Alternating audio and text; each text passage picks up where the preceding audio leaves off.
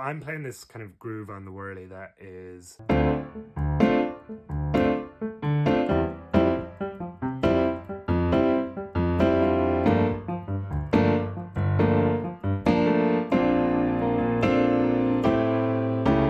So it's basically kind of like this sort of quarter note feel. 1, 2, 3.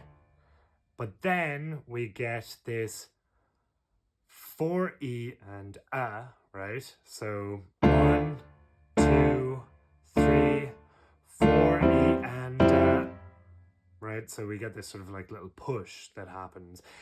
And the little passing chord that I'm playing is the same C voicing, but it's a C over E going up to the C over F. So we get this.